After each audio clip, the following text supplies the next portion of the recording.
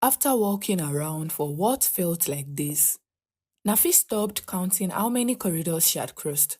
They were a lot, and in different shapes.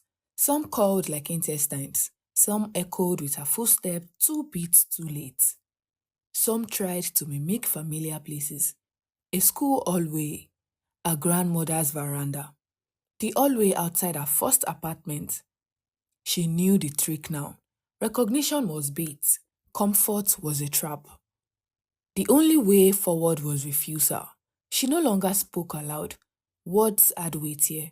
Every declaration echoed back in false offers. The maze wanted submission. She gave it nothing until she hit the room of names. It was circular, bright, white tiles veined with black ash. An opened book stood at the center. Her name was at the top of the page in every variation.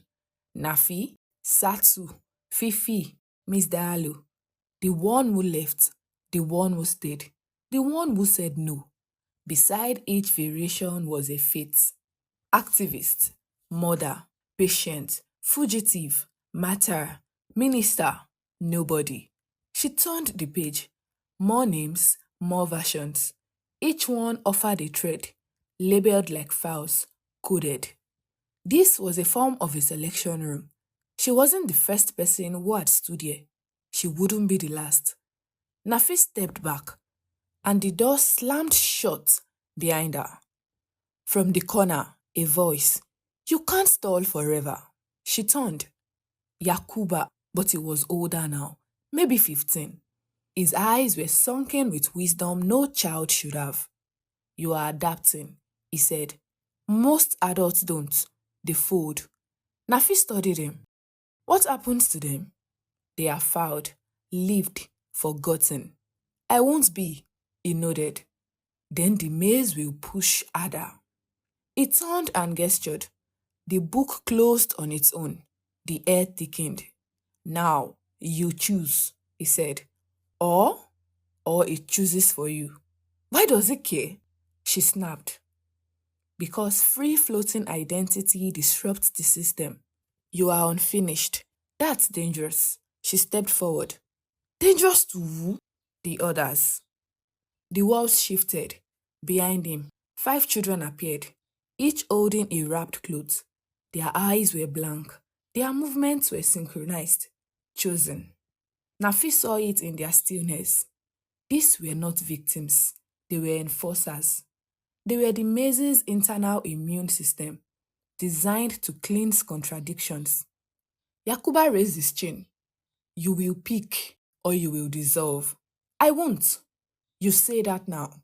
He stepped back, and the children attacked. They didn't move like children.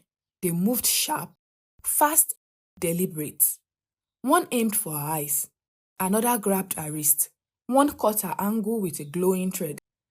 Nafi fought back to disrupt the choreography. It made one of the children stagger back. His form flickered between versions. A boy in uniform, then a soldier, then a child with a burning book. Nafi gasped. These weren't just the maze's agents. They were lives that had collapsed under indecision.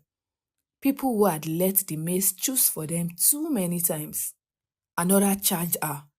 Nafi wiped the thread from her coat pocket. She twisted it into a knot and slapped it across the attacker's chest. It froze, shimmered, and vanished. 3 more surrounded her. No way out. Unless... She reached into the book, pulled out a name that didn't belong to her. Nadine Diarra. The walls paused. The air sucked in. A moment of instability. Nafi threw the name into the air like a stone, and the maze twitched. A gap opened. She dove through it and landed in a hallway lined with mirrors. Again. Only this time, they were broken. Each mirror showed a version of her life, but the glass was fractured. Multiple fates overlapped. No clear path. No single thread. She exhaled. She had survived. But barely. She limped down the hall.